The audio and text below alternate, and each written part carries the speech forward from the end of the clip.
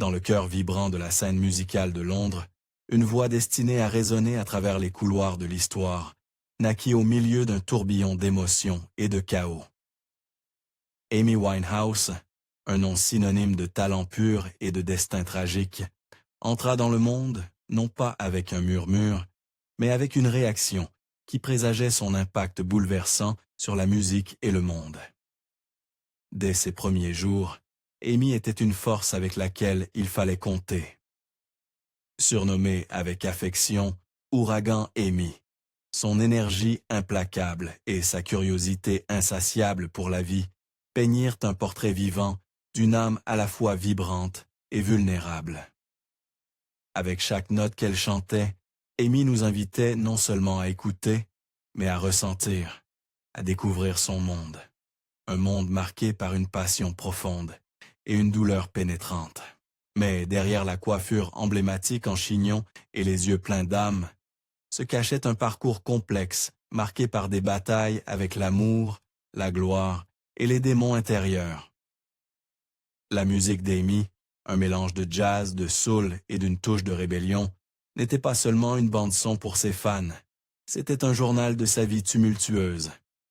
Chaque parole était une page, chaque mélodie un souvenir.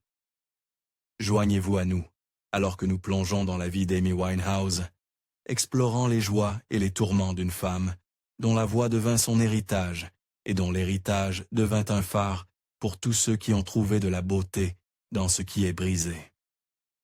Amy naquit le 14 septembre 1983, 4 jours en retard, à Enfield, Londres. Sa mère avait passé toute la grossesse convaincue qu'elle aurait un autre garçon. Quand Amy naquit, sa mère cria simplement « Oh diable !» Elle fit son premier pas à 1 an et se fit connaître comme Ouragan Amy pour son énergie incessante. Il n'y avait pas un terrain de jeu dont elle ne sautait pas, ou quelque chose qu'elle n'essayait pas, mais surtout, elle adorait chanter. Une phrase courante à la maison était « Tais-toi, Amy », et un autre surnom la suivit, Nudge, un mot yiddish signifiant « pesante ». À un jeune âge, elle mangea un champignon vénéneux et subit un premier lavage d'estomac. Sa grand-mère Cynthia avait fait partie d'un groupe dans sa jeunesse et avait fréquenté le musicien Ronnie Scott. Elle imposait le respect à Amy et contribua à inspirer son amour pour le jazz. Sa grand-mère fut la première à voir le talent de sa petite fille et l'encouragea à intégrer une école des arts du spectacle. Sa grand-mère croyait aussi au mysticisme, et quand Amy avait 5 ans, elle organisa une séance de spiritisme où une voix lui dit « Quelqu'un doit toujours veiller sur Amy ». Son père, Mitch, traversait des difficultés financières et était souvent absent pour des voyages d'affaires, et sa mère, Janice, avait l'impression d'élever les enfants seuls. Amy adorait son père, et il revenait toujours les bras chargés de cadeaux pour elle et son frère Alex. Mitch entretenait une liaison depuis des années, et quand Amy avait 9 ans, il quitta Janice et se remaria. Amy lutterait avec des problèmes d'abandon toute sa vie, quelque chose dont, dans son livre, Mitch ne prend pas la responsabilité de ce qu'Amy aurait pu ressentir à ce sujet. Elle rit aux nouvelles et demanda un hamster qu'on lui donna. À cette époque, Janice commença à avoir des problèmes de santé qui étaient les premiers signes de la sclérose en plaques. Sa meilleure amie à l'école, avec qui elle resta amie pendant la majeure partie de sa vie, était Juliette Ashby, et elles formèrent un groupe hommage à Salt and Peppa, appelé Sweet and Sour, se produisant dans leur chambre. Les 2 filles étaient inséparables, se mettant dans le pétrin en faisant rire l'une l'autre pendant les cours. En 2007, quand Amy retourna à son école primaire pour une interview, elle et Juliette déclenchèrent l'alarme incendie et s'enfuirent en courant. La chose, c'est qu'on a toujours voulu le faire quand on était ici, mais on n'a jamais eu le courage, dit Amy. Amy était intelligente, mais s'ennuyait à l'école et adorait faire des bêtises. Sa mère la décrivait comme compliquée et problématique. À l'adolescence, elle s'endormait et commença à s'automutiler. Elle écrivait aussi des poèmes biographiques, mais ce qu'elle voulait vraiment faire, c'était chanter. Mon frère écoutait ces groupes du style « Je veux mourir ». J'ai flirté avec ça. J'avais 9 ans. Puis j'ai entendu Salt and Peppa et j'ai dit « c'est pour moi ». Ensuite, Alex écoutait Thelonious Monk et Ray Charles, et Amy écoutait à travers les murs. À la fin du lycée, elle chanta « Ironique » d'Alanis Morissette. L'école se leva et l'applaudit. À 13 ans, elle postula à l'école de théâtre Sylvia Young. Elle n'en parla même pas à ses parents, jusqu'à ce qu'elle soit acceptée et obtienne une bourse. Dans sa candidature, elle écrivit « J'ai ce rêve de devenir très célèbre, de travailler sur scène. Je veux que les gens entendent ma voix et oublient leurs problèmes pendant 5 minutes. Être reconnue pour être simplement moi. » Sylvia reconnut immédiatement son talent, estimant que ses compétences pourraient la placer dans la même ligue que Judy Garland ou Ella Fitzgerald. Amy prit des cours de ballet, de claquettes et de chant, et fut même avancée d'1 année pour la garder engagée. Elle n'avait pas de temps pour ses matières obligatoires et risquait d'échouer à ses examens GCSE, et un technicien recommanda qu'elle abandonne. Sylvia tenta de la persuader de ne pas le faire, mais il était trop tard, et elle quitta l'école pour étudier dans une école indépendante. Après l'école, elle fumait de la marijuana avec Janice, tout en écoutant de la musique, parfois en buvant de l'alcool qu'elle faisait acheter par un étudiant plus âgé. Amy obtint un D en musique.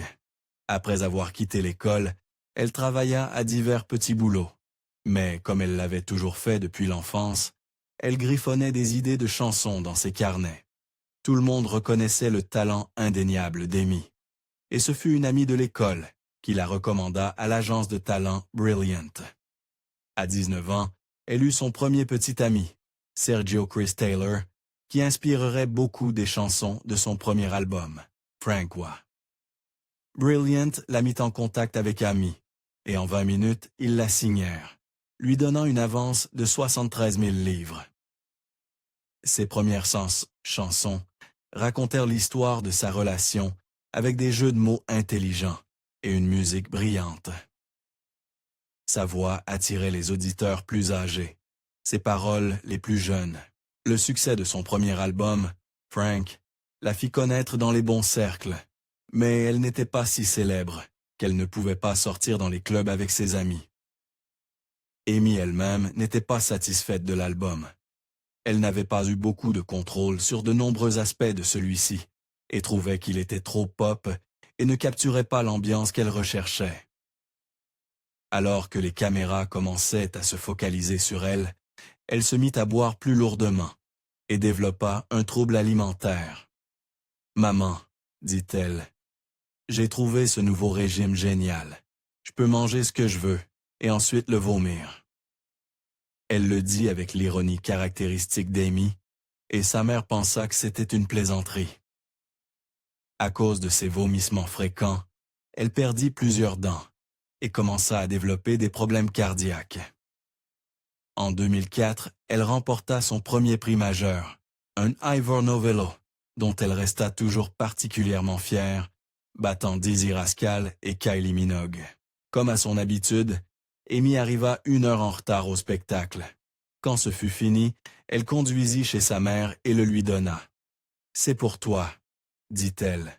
À ce moment-là, sa mère souffrait de vertige, et il fut confirmé qu'elle avait une sclérose en plaques de 2e stade.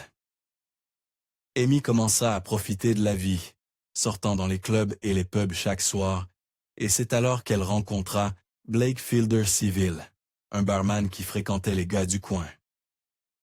Leur relation fut chaotique dès le début. Elle s'adapta à ses goûts et dégoûts, et la plupart de ses anciens amis dirent qu'Amy avait changé. Elle se mit à boire de plus en plus pour suivre son rythme et celui de ses amis. « Il ne fume pas beaucoup, mais il boit énormément, » dit Amy. « Alors j'ai changé pour suivre le rythme. » La presse fut attirée par leur démonstration publique d'affection, et Blake appréciait son nouveau statut, allant dans les pubs avec Amy et payant des verres pour tout le monde, faisant payer Amy pour tout. Il restait éveillé tard, pendant que Blake invitait ses amis et des dealers, buvant et faisant la fête jusqu'à l'aube. Elle commença à se faire tatouer et changea aussi son style pour correspondre à celui de Blake. Après 7 mois intenses, Blake rompit avec elle pour retourner avec la fille qu'il fréquentait avant, ce qui inspira sa chanson « Back to Black ». « Je pensais qu'on ne se reverrait jamais », dit-elle en 2008. « Je pensais que j'allais mourir. » Amy avait le cœur brisé et n'écrivait que des bribes de chansons. Elle passait toute la journée à boire du vodka et du vin, écoutant de la musique triste des années 60 jusqu'à s'évanouir. Son poids continuait de chuter. Au printemps 2005, quelque chose devait céder. « J'étais en mauvais état », dit-elle au Daily Record. « Je buvais définitivement trop. Le genre de choses d'esture dans lesquelles je me lançais était une blague. Oui, je bois beaucoup et je suis une mauvaise ivrogne, une ivrogne très violente, dit Amy. Une nuit, en sortie avec son nouveau petit ami, elle frappa au visage un fan qui s'était approché et l'avait enlacé. Quand le petit ami d'Amy tenta de la calmer, elle le frappa aussi. « J'ai vraiment honte d'avoir frappé mon petit ami Alex au visage 6 fois, mais il peut le supporter. C'est un grand gars, je suis une petite fille, » dit-elle aux médias. La maison de disques voulait qu'elle aille en cure de désintoxication. Elle était contre l'idée, ne voulant pas que les gens fouillent dans sa vie. Elle demanda à son père si elle devait y aller, et Mitch, dans le déni des problèmes d'Amy, dit qu'elle n'en avait pas besoin. « Je bois parce que j'étais amoureuse, et j'ai gâché la relation, » dit-elle à ses amis. « Je viens de l'école, qui croit qu'on peut se réparer soi-même. On ne peut pas compter sur les autres pour régler ses problèmes. » Back to Black lui prit environ 6 mois à écrire. À la fin de 2005, elle rencontra Mark Ronson. Elle n'était pas enthousiaste à l'idée de le rencontrer, mais son manager lui dit que cela bénéficierait à tous. Amy s'attacha à lui presque instantanément. Il devint comme un frère pour elle, et ils s'envolèrent pour New York pour enregistrer dans son studio, utilisant du matériel vintage des années 50 pour donner aux chansons l'ambiance qu'elle voulait. Ils écrivirent « Rehab » presque instinctivement. J'ai chanté le refrain comme une blague. Mark a éclaté de rire en disant « De qui est cette chanson ?» Je lui ai dit « C'est juste une blague que je chante. » Il a répondu « Ce serait tellement cool si tu avais une chanson complète sur la réhab. » J'ai dit « Je peux l'écrire maintenant. » Et on l'a terminée en quelques heures. Pendant l'enregistrement, elle avait souvent un verre dans la cabine. Mais pour une fois, Amy arrivait à l'heure tous les jours. Tant de ce qu'Amy avait traversé dans sa vie se retrouva dans Back to Black, un album qui aurait dû être un début, mais qui fut au contraire une fin. Rehab, une chanson apparemment joyeuse à sa sortie, sonne aujourd'hui comme du déni, de la peur, de l'autoflagellation, et la chanson devient bien plus triste. Les chansons brûlent de sa peur d'être toujours laissée seule. Parfois, on peut l'écouter d'une manière, parfois d'une autre. Ça ne ressemble à rien d'autre fait à ce moment-là. Back to Black devint l'album le plus vendu de 2007 aux États-Unis. Ce fut le plus haut pour une femme étrangère de tous les temps, et propulsa Amy à un niveau stratosphérique. Malheureusement, sa consommation d'alcool ne fit qu'augmenter. Dans l'émission de Charlotte Church, où elle interpréta Beat It, elle s'était ennuyée en attendant en coulisses et avait bu tout ce qu'elle pouvait dans le vestiaire. Quand elles jouèrent, Amy errait sur la scène, l'air hagard. Elle était hors du rythme et bafouillait ses mots. Charlotte essayait de tout tenir ensemble pendant que la caméra essayait de s'éloigner d'Amy. Charlotte dit qu'Amy n'arrêtait pas d'oublier les paroles. Janice était horrifiée. La maison de disques était inquiète. Amy, sans honte ni regret, en riait. En novembre 2006, elle participa au panel Nevermind the Buzzcocks. Au fur et à mesure que l'émission avançait, il devint clair qu'Amy était ivre. Amy s'adossa à sa chaise. En plaisantant, elle fit référence à un bruit étrange qu'elle faisait en se levant. « Comme ma nouvelle chose », répondit un panéliste. « Je pensais que ta nouvelle chose était le crack. » Plus tard dans l'émission, après plus de titubation d'Amy, un autre présentateur dit « Ce n'est même plus un concours de musique pop, c'est une intervention. » La partie qui resta gravée pour sa mère fut quand un présentateur lui dit « On était proches avant. Qu'est-il arrivé à l'ancienne Amy ?» Amy répondit « On est proches, mais elle est morte. » Puis il demanda « Pouvons-nous ressusciter l'ancienne Winehouse ?»« Elle est morte, » dit Amy encore. En 2007, Amy Winehouse était jouée partout. Sa musique résonnait dans les clubs, les cafés et les bars. Elle était une star. « Es-tu fier de moi, papa ?» demanda-t-elle quand son album atteignit le numéro 1. Son père écrit dans son livre à propos de Back to Black. « Il me vient à l'esprit qu'une des chansons les plus vendues du 21e siècle parle d'un voyou de bas étage, l'un des pires que Dieu ait jamais fait naître. » Il parlait, bien sûr, de Blake. Au début de 2008, elle trompait son petit ami Alex avec Blake et commença à fumer de l'héroïne. Alex dit qu'il pouvait sentir la drogue sur elle et alla voir son père, qui haussa les épaules en disant que sa fille ne ferait pas ça. Alex n'avait pas tort. Bientôt, elle rompit avec Alex et était de retour à plein temps avec Blake. Sa famille remarqua que Blake l'avait quittée quand sa carrière stagnait et l'avait reprise maintenant qu'elle décollait. Blake et Amy devinrent inséparables. Il était inclus dans chaque partie de sa vie. Chaque conversation qu'elle avait, chaque décision qu'elle prenait, il était consulté. C'était le monde d'Amy. En mai 2007, Amy et Blake disparurent à Miami ensemble. Quelques jours plus tard, elle appela sa mère pour dire qu'ils s'étaient remariés sans amis ni famille autour. Sa mère, Janice, fut profondément blessée. Sa famille sentait que Blake l'avait intimidée et ne voulait pas de famille autour qui pourrait la dissuader. La première indication terrifiante que quelque chose n'allait pas avec la santé d'Amy arriva cet été-là. Amy et Blake étaient seuls dans l'appartement d'Amy. Amy devint pâle et s'effondra. Son corps tremblait sur le sol. Il la mit en position de récupération et appela l'amie d'Amy, Juliette, au lieu de la police. Elle conduisit pour emmener Amy à l'hôpital, plus d'1 heure après qu'elle fût tombée malade. Blake partit immédiatement, ne voulant pas avoir d'ennui avec la police. On fit un lavage d'estomac à Amy. Un rapport de laboratoire montra qu'elle avait de l'héroïne, de la cocaïne, de la kétamine et de la marijuana dans son système. Toutes les illusions que sa famille avait sur les goûts d'Amy pour les drogues disparurent. Pendant longtemps, ils avaient cru que la presse l'avait dans le collimateur, qu'elle ne faisait que boire. Le rapport de ce jour signifiait que tout était vrai. Sa famille et ses amis l'enregistrèrent dans un hôtel et parlèrent de comment il pourrait bien sortir Blake de sa vie. Son frère lui cria « Tu vas te tuer !» Alors qu'Amy s'accrochait à sa mère, pâle et tremblante, disant « Je suis désolée, maman. » Encore une fois, elle refusa la cure de désintoxication. Et à 22 heures, Blake arriva. Et à 23 heures, le médecin informa Mitch qu'Amy avait pris quelque chose qu'elle pensait être du crack. La presse s'était rassemblée dehors, attendant la moindre photo ou mot.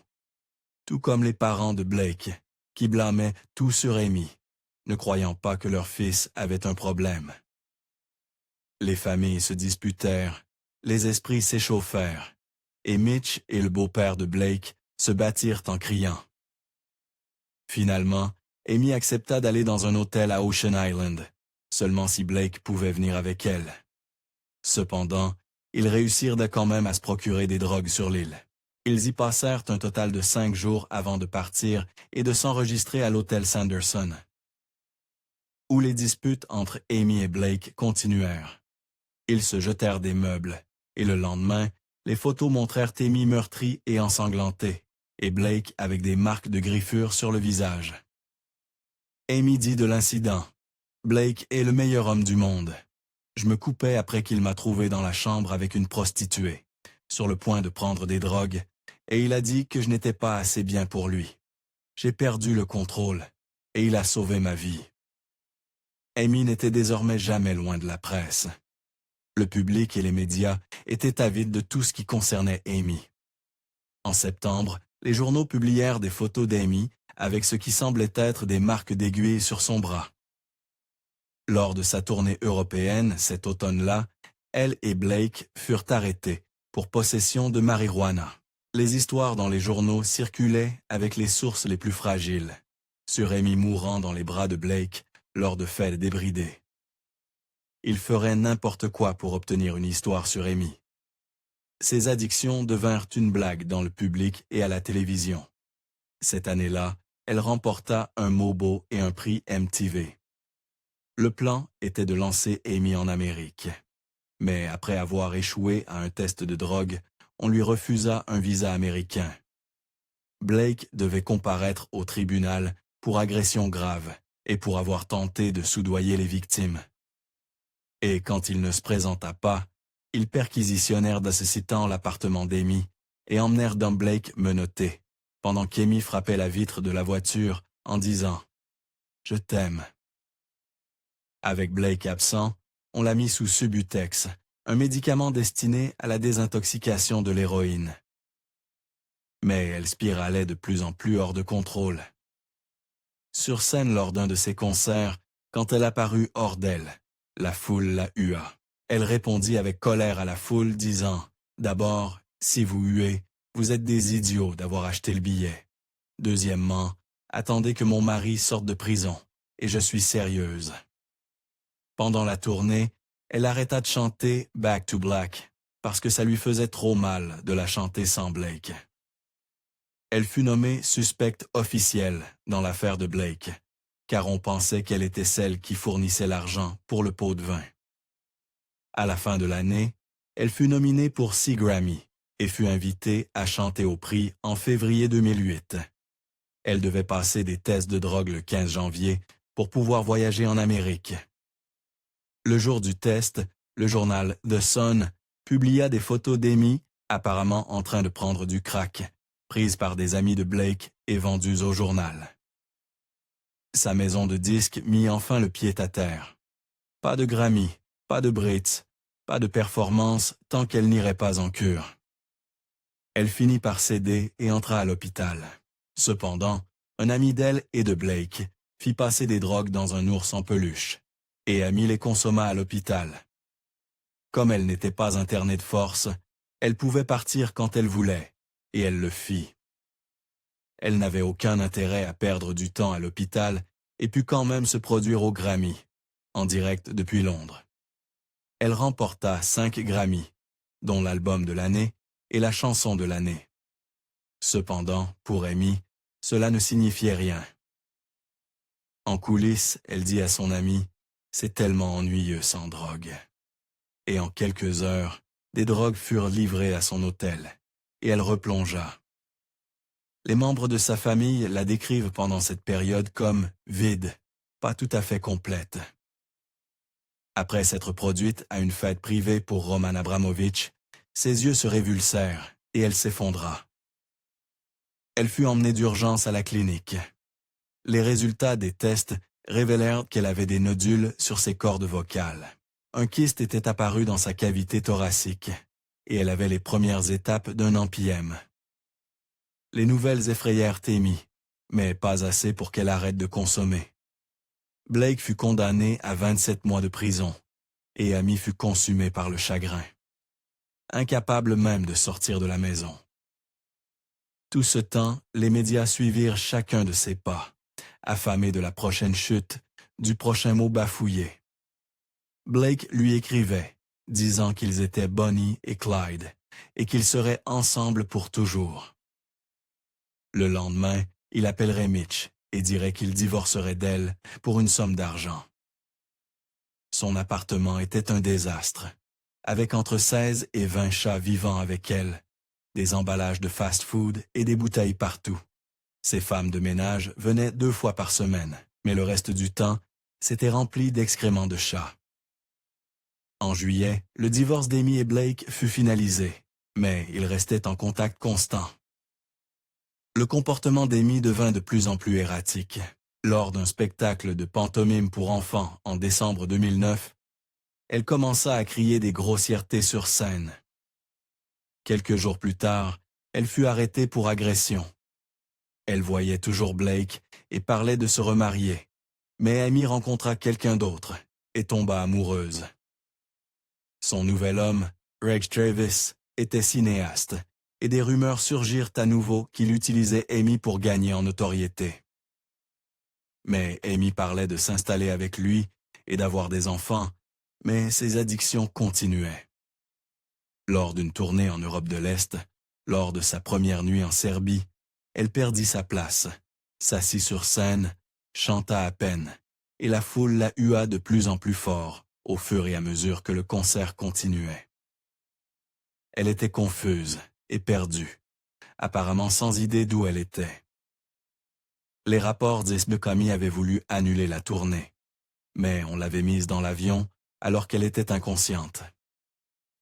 La veille de sa mort, elle invita son père. Elle avait regardé des photos et avait trouvé certaines qu'elle pensait perdues. Mitch et Amy passèrent la journée à regarder les photos et à rire. Mitch partait pour New York pour jouer quelques concerts et dit qu'ils chanteraient une chanson ensemble à son retour. C'était quelque chose qu'ils avaient dit avant, mais cela n'arriverait jamais. Sa mère vint le lendemain pour passer du temps avec elle. Amy dormait encore. Janice regarda les photos sur la table. Il y avait des bouteilles de vin cassées partout. Finalement, son garde du corps, Andrew, la ramena. Elle bafouillait en s'asseyant avec sa mère pour la dernière fois. Janice ne l'avait jamais vue aussi ivre. Lentement, Amy se réveilla, ramassant des photos en essayant de les regarder. Après 20 minutes de silence, Janice dit « On va y aller maintenant, Amy. » Amy l'enlaça et pleura dans son cou avant que Janice ne parte. Amy passa le reste de la journée, allongée sur le canapé, à regarder des vidéos YouTube d'elle-même. Elle avait Andrew, son garde du corps, qui regardait avec elle. Elle me montrait des clips sur son ordinateur portable. Elle disait « Wow, je peux chanter !» Et j'étais comme « Bien sûr que tu peux !» Le lendemain, comme d'habitude, Amy ne se leva pas tôt. Il la vérifia et vit son visage taché sur l'oreiller et n'y pensa rien. 4 heures plus tard, il la vérifia à nouveau, et un frisson lui parcourut l'échine. Elle n'avait pas bougé du tout. La pièce sentait le vodka et le vomi. Il s'approcha d'elle et elle était immobile. Il pouvait voir qu'elle ne respirait pas. Amy Winehouse était morte à 27 ans. La nouvelle de la mort d'Amy se répandit rapidement. Des camionnettes de presse et des fans dévastés s'alignèrent sur le trottoir devant sa maison. Les fans laissèrent des hommages, allant de bouteilles de vin et de vodka à des cigarettes et des peintures. Son service funèbre fut court, privé et émouvant. Elle était vêtue de la robe jaune emblématique qu'elle portait au Brit en 2007.